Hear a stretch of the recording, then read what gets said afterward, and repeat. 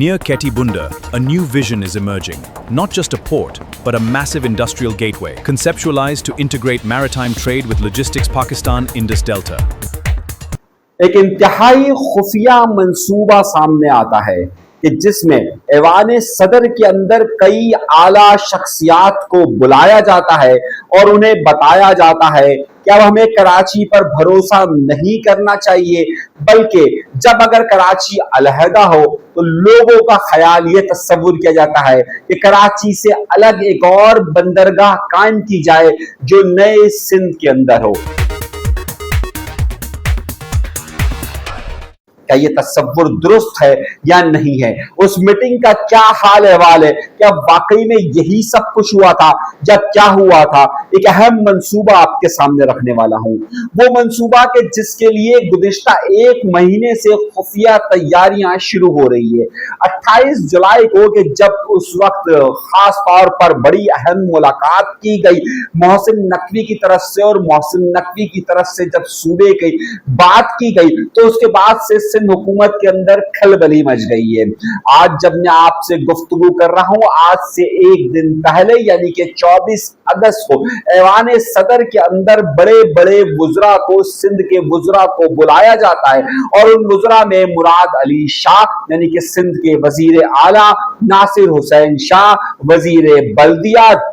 और फिर उसके साथ खास तौर पे पब्लिक प्राइवेट पार्टनरशिप के सैयद नदीम कमर और फिर और सिंध के चीफ सेक्रेटरी को के साथ साथ यहाँ पर सलीम मांडीवाला, इन सबको बुलाया जाता है और फिर एक बड़े ही 1 खरब रुपए के मंसूबे की बात की जाती है। यहाँ पर इस वक्त कराची के अंदर पैसे लगाने के लिए है नहीं, 126 अरब रुपए का K4 मंसूबा हो नहीं सका, लेकिन एक ऐसा खुफिया मंसूबा सामने आता है कि जिसमें ये बात सामने आती है कि जनाबे वाला कराची पर पैसा लगाने के बजाय नया कराची बनाया जाए तो शायद नए सिंध के लिए हो। ये मंसूबा क्या वाकई में इसीलिए है या नहीं है?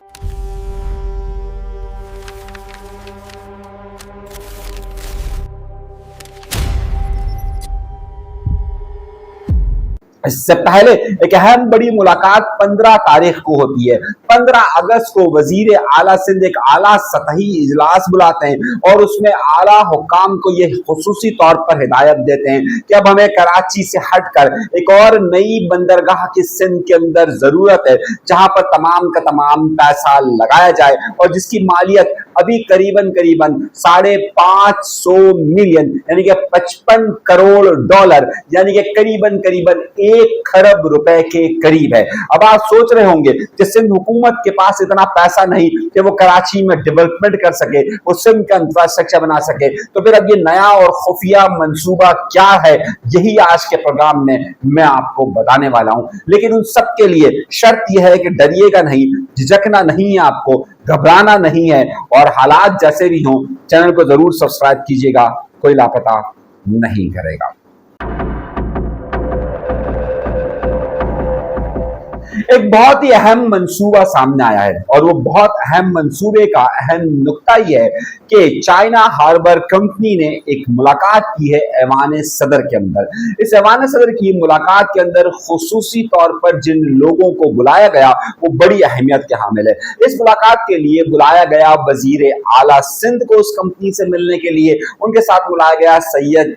नासिर हुसैन शाह को, उसके बाद सैयद नदीम कमर को, उसके साथ साथ सलीम मांडीवाला को और उसके साथ साथ चीफ सेक्रेटरी को। इन सब लोगों को बुलाकर ये बात बताई गई कि तकरीबन जो सारा काम मुकम्मल हो चुका है और चाइना हार्बर कंपनी ने एक मंसूबा पेश किया है जिसकी मालियत 55 करोड़ डॉलर यानी कि करीबन 1 खरब रुपए के करीब होगी। ये मंसूबा ये है कि अब कराची को छोड़ दिया जाए और कराची की बजाय सिंध की एक और जगह यानी कि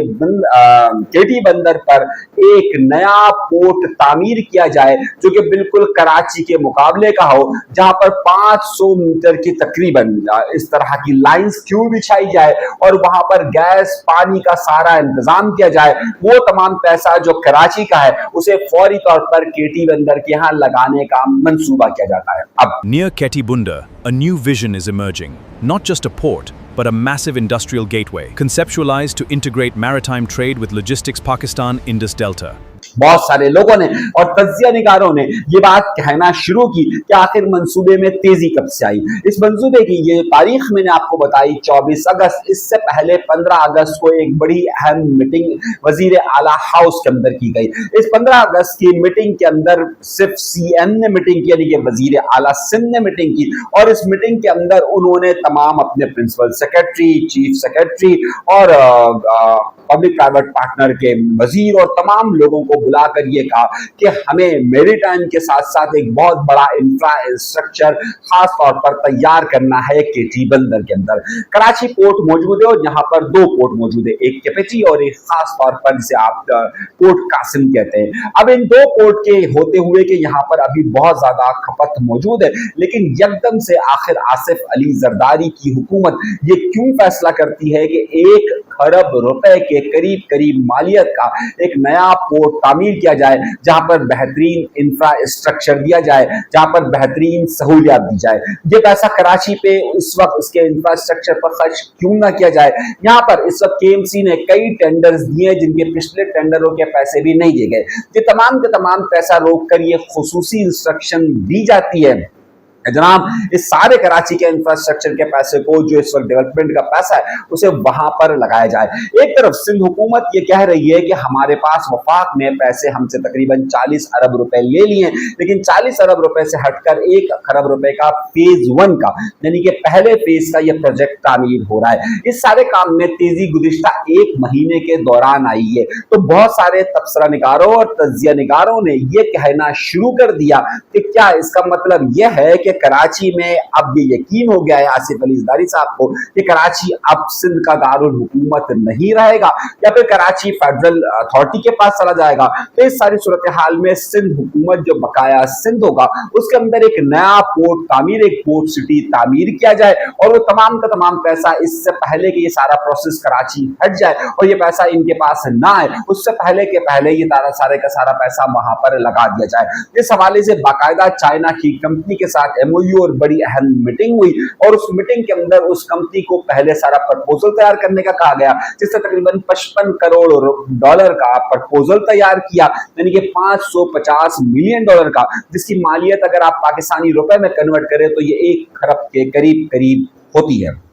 अब यहाँ पर क्या बहुत सारे लोगों ने शकूक को शुबहात जाहिर करना शुरू कर दिए, और 2 हवालों से बड़े अहम शकूक जाहिर किए जाते हैं कि अगर सिंध हुकूमत ये दावा करती है कि उसके पास पैसे नहीं है तो वो पब्लिक प्राइवेट पार्टनरशिप के तहत भी अगर काम करने जाती है तो उसे इंफ्रास्ट्रक्चर के लिए अपना पैसा देना पड़ेगा। जिस तरीके से आपको याद होगा कि थरपारकर के अंदर जो कोयले की कानों का मामला हुआ, वहां भी पब्लिक प्राइवेट पार्टनरशिप के थ्रू किया गया, लेकिन पैसा सिंध हुकूमत ने वहां पर इंफ्रास्ट्रक्चर के लिए लगाया, काम करने का काम जो है वो दीगर वहां पर निजी कंपनियों ने किया। अब बिल्कुल इसी तरीके से यहां पर ये बात कही जा रही है कि पब्लिक प्राइवेट पार्टनरशिप के तहत चाइना को ये दिया जा रहा है, और चाइना को देने के साथ साथ वहां पर एक खतीर रकम सिंध हुकूमत भी पे करेगी, और कुछ पेमेंट जो है वहां पर चाइना की कंपनी करेगी। जो बड़ी ह्यूज पेमेंट है वो जब कराची को करनी है या सिंध को करनी है, यानी कि कराची को ही अगर करनी है, तो आप सोचिए कि एक ऐसे इंफ्रास्ट्रक्चर की तरफ क्यों जाया जा रहा है जब यहां दावा ये किया जा रहा है कि हमारे पास पैसे मौजूद नहीं है और कराची का इंफ्रास्ट्रक्चर दुरुस्त नहीं हो पा रहा है। तो फिर और यहां पर पैसा खर्च करने की बात की जा रही है, मगर अब दूसरी तरफ जो है वो ये क्यों कहा जा रहा है। दूसरा सवाल ये उठता है कि क्या इससे बहुत सारे तबसरा निगार इस बात को ये ले रहे हैं कि अब आसिफ अली जरदारी या पाकिस्तान पीपल्स पार्टी की हुकूमत को इस बात का यकीन हो चुका है कि जितना ज्यादा पैसा इस वक्त वो मूव कर सकते हैं और सिंध में अपना अल्टरनेट इंफ्रास्ट्रक्चर डेवलप कर सकते हैं वो उनके लिए बेहतर है। क्या इस सारी बातों में वो जो चेमनगोइयां चल रही है कराची को फेडरल एडमिनिस्ट्रेशन के हवाले किया जाएगा, तो क्या अब उस तरफ वाकई में बातें यकीनी हो चुकी हैं। दूसरा बड़ा मसला यह है कि यहाँ पर केपीटी यानी कि जो आप कराची पोर्ट ट्रस्ट या बिन कासिम पोर्ट कासिम है, ये दोनों की दोनों जगहें फेडरल गवर्नमेंट की मिनिस्ट्री के अंडर में आती है। यहाँ का कस्टम से लेकर क्लियरिंग फॉरवर्डिंग से लेकर यहाँ का तमाम कस्टम का काम जो है वो पाकिस्तान की फेडरल मिनिस्ट्री करती है। अब फेडरल मिनिस्ट्री से हटकर क्या सिंध हुकूमत जो बकाया सिंध होगा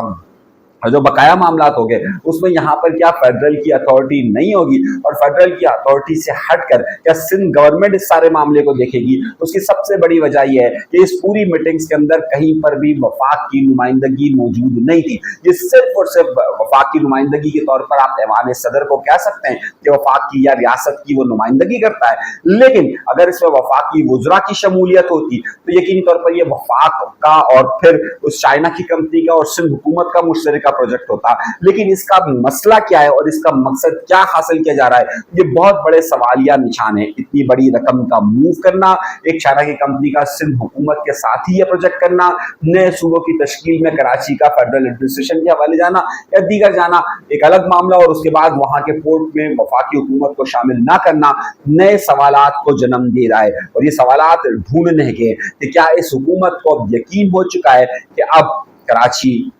सूबा बनेगा या फेडरल एडमिनिस्ट्रेशन के हवाले जाएगा, और दूसरी सूरत में क्या जो बकाया सिंध है वो अपना अलग पोर्ट तश्कील देने की तरफ जा रहा है और उसके लिए रकम कराची से ही अभी हासिल कर लेनी है। ये वो सवाल है कि जो इस वक्त बहुत ज्यादा उठाया जा रहा है।